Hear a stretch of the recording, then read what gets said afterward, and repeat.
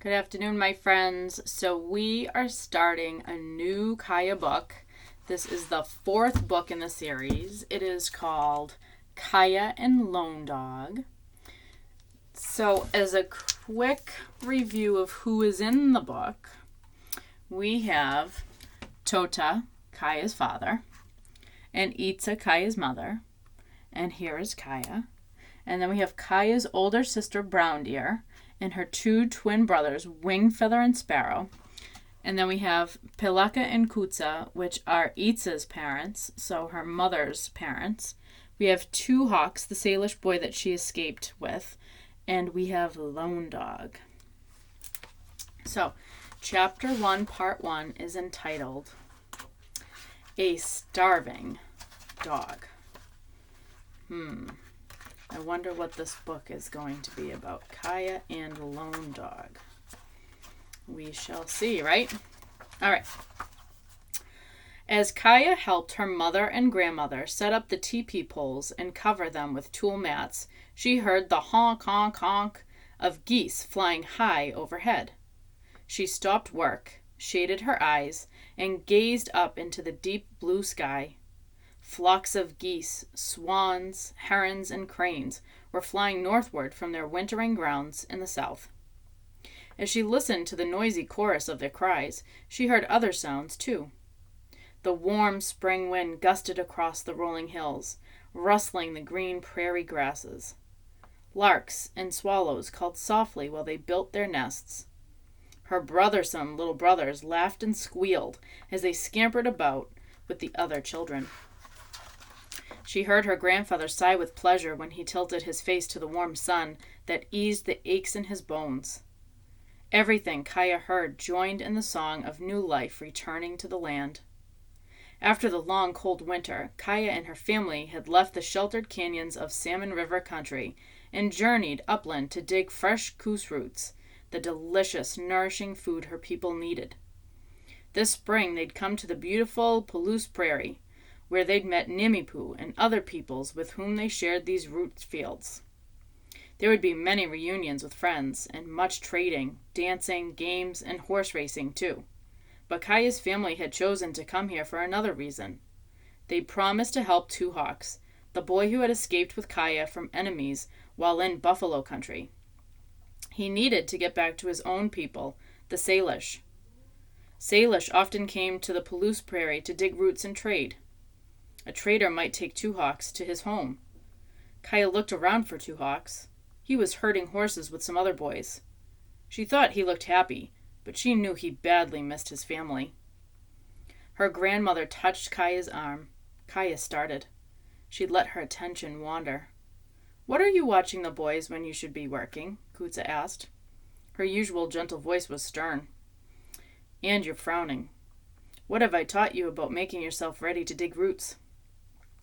"You've told me not to have bad thoughts that might make the roots hide themselves," Kaya said.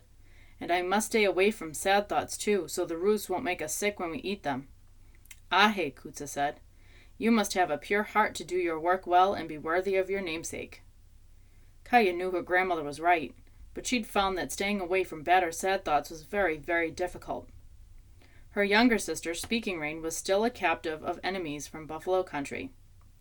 Kaya's horse had been captured, too, and then traded away. And each time Kaya thought of Swan Circling's death, she had to fight to keep her heart from aching. Swan Circling had been a respected warrior woman, and she had wanted Kaya to have her name, the greatest gift a person could give. Kaya hoped that one day she'd feel ready to use it. Sometimes, just for a moment, Kaya wished she could be a carefree child again, like her twin brothers, who are happily trying to sneak up on green racers and catch the little snakes with their bare hands. "Will the root digging begin soon?" Kaya asked. "Very soon," Kutza said with a smile. "Two women elders went to check the fields today. They came back with good news. The roots are waiting for us. The roots are singing." Kaya felt a shiver down her back. Hunyawat, the Creator, sent both animals and plants so that Nimipu might have food to live.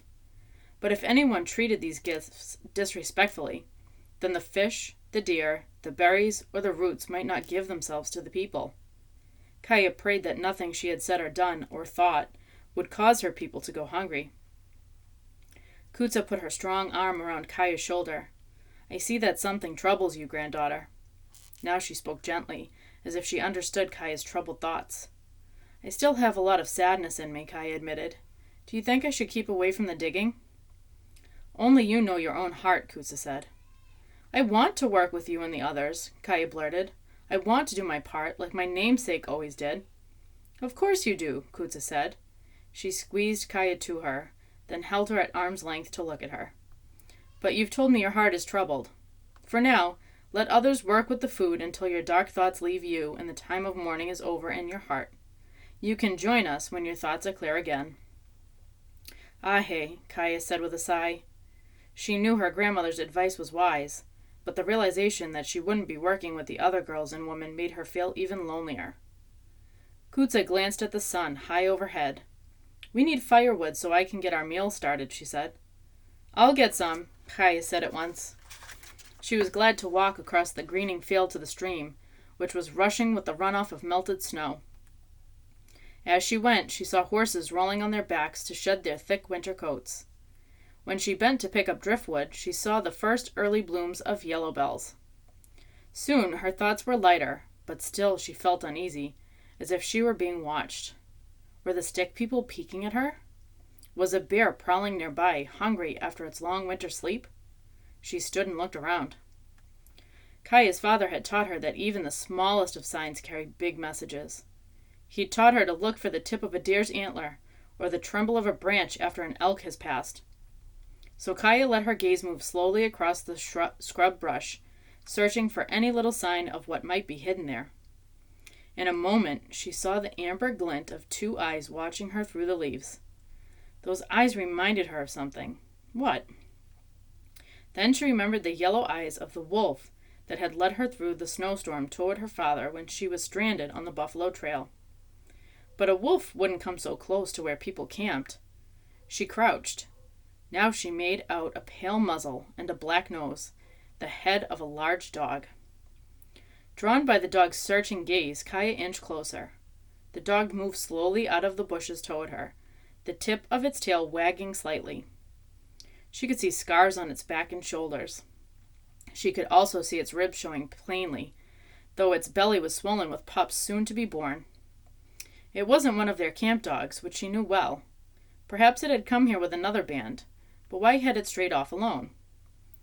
Gazing up at Kaya with sad eyes, the dog whined low in its throat. Are you asking for food? Kaya said. I don't have any for you, but your people will feed you. Go back to them. Go. When she raised her hand, the dog cowered as though afraid Kaya would strike. Go, Kaya repeated. The dog gazed at Kaya for a long moment, perhaps hoping she changed her mind. Then it slipped away into the bushes, quickly vanishing from sight. As soon as the dog disappeared, Kaya had a sinking feeling that she'd just done a terrible thing. She remembered that when she and her sister were slaves, fed only on scraps, she vowed never again to chase off the starving dogs that sometimes appeared at the camp. This hungry dog, had asked her for help, but she'd chased it away. Kaya whistled to call the dog back to her side, but it was too late. The lone dog was gone. On the day chosen for root digging to begin, the lead diggers rose before first light and went to the sweat lodge to cleanse and purify themselves. Kaya's older sister, Brown Deer, was one of the lead diggers this year. Kaya watched as Brown Deer dressed herself in her best moccasins and her white deerskin dress decorated with elk's teeth and shell beads. Kutza set Brown Deer's work hat on her head. By the time the lead diggers reached the root fields, the eastern sky bloomed pink as a prairie rose. Soon, Kaya heard the woman begin to sing the sacred song of thanks for the gift of new food. The root harvest would be a good one. Kaya knew it was right for her to stay away from the digging, but how she longed to wear her own new work hat and to dig with the other women and girls.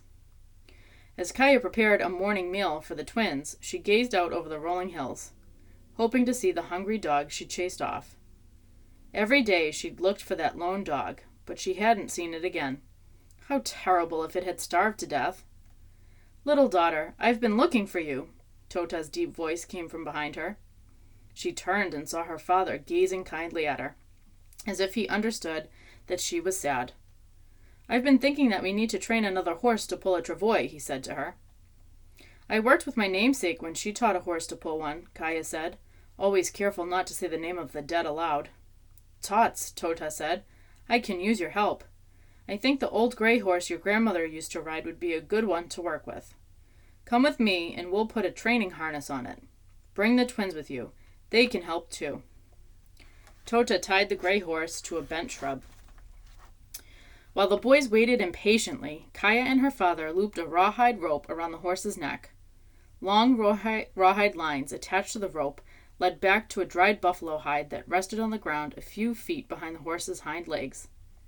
When the training harness was secure, Tota gestured for Kaya to climb onto the hide and add weight to the drag. The hide was back far enough so that if the horse kicked, its legs wouldn't reach Kaya. Kaya crawled onto the buffalo hide, sat, and held onto the lines with both hands. Then Tota led the horse forward by the halter, speaking all the while in a low, reassuring voice. But the gray shied and dodged and started to kick at the unaccustomed burden it pulled. Kaya laughed as the buffalo hide bumped and skidded over the smooth ground. This horse wouldn't toss her off. The twins laughed, too. They wanted to ride on that swaying rawhide. After a short time, the horse quieted down and watched steadily as Tota led it around the ring of teepees. At last, he drew the horse to a halt and motioned for Kaya to stand up and take the lead rope from him. You boys get on now, he told the twins, and they eagerly jumped onto the hide as Kaya took hold of the halter. Tota watched as Kaya led the gentle horse away from the teepees, the little boys grinning as they hung tightly to the rawhide lines. When Tota was satisfied that the work was going well, he nodded. In a few days, when the horse is accustomed to the feel of the drag, we'll add travois poles to the harness, he said. Go slowly, Kaya. Walk around the village a few more times. Then put the horse back with the herd. Kaya knew her father had asked her to help train the horse because she couldn't dig roots with the other women and girls. And her father had been wise. Her heart was lighter now. Like swan circling, Kaya loved to work with horses. When the training session was over and she took the harness off the gray, she noticed that one of its rear hoofs seemed worn and sore. She resolved to make a rawhide shoe to fill with medicine for that sore hoof, another lesson her namesake had taught her. And that is where I will end chapter 1.